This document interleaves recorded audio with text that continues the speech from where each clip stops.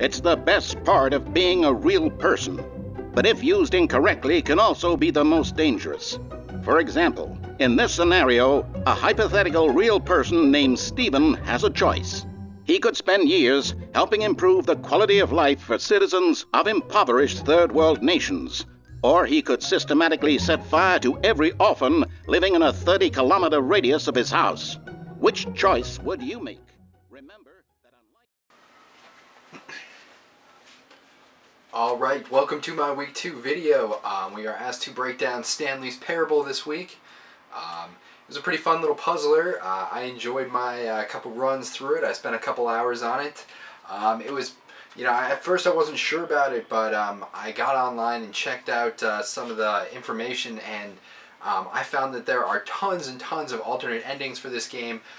Personally, I came up with 7 different alternate endings, and it was actually a pretty fun, little intuitive game, and it really made you think at some times, and it was also very strange other times. So let's get down to it. The question that we were posed this week: is this game a game? And yes, I believe Stanley's Parable is a game. And let me tell you why. There's a couple reasons. It really marks off the checkbox on a lot of the game criteria.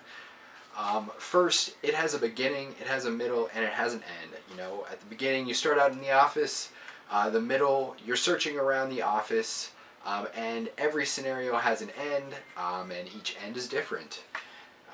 So right there, you have classic story structure. So on top of that, we can look at what McGonagall said for our reading this week, and according to her, games need 4 things to qualify as a game.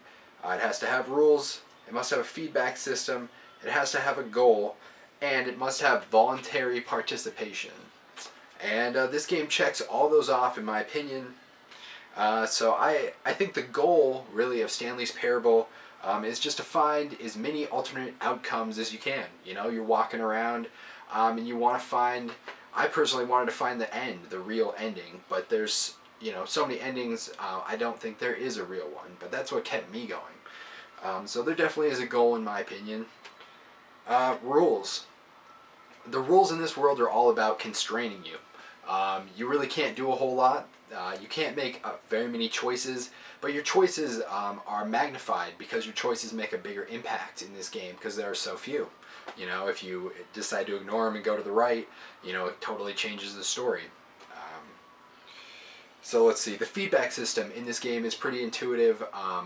To let you know where you are in the game, it's actually the narrator. He's letting you know as you're moving along where you are within the game.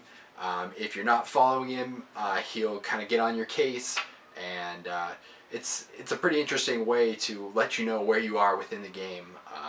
He triggers all of the events in the game as well, so pretty unique feedback system there. And voluntary participation, easily check that off. I played the game for a couple hours, so in my opinion, this is 100% definitely a game. I liked it, after I played it for a little while, so I definitely, I'd give it the thumbs up for sure.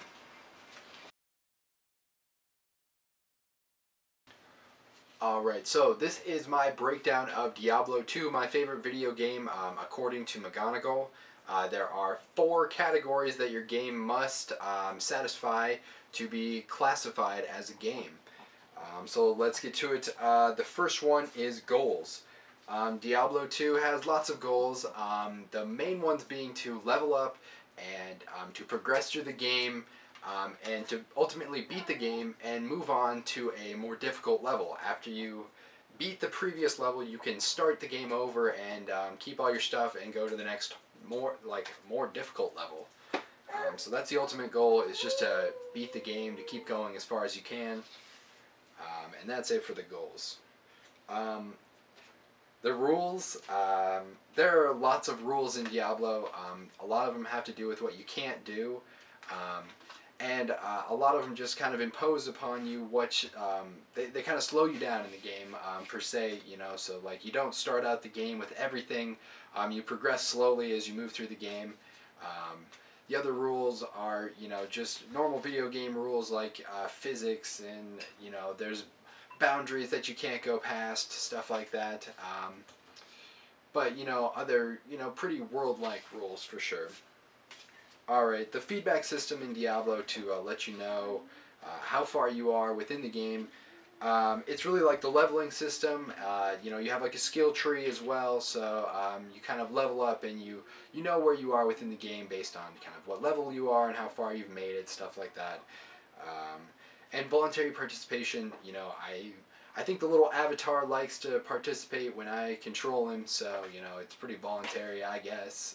So I think it checks everything off in my mind, so it's definitely a game, and a good one for sure.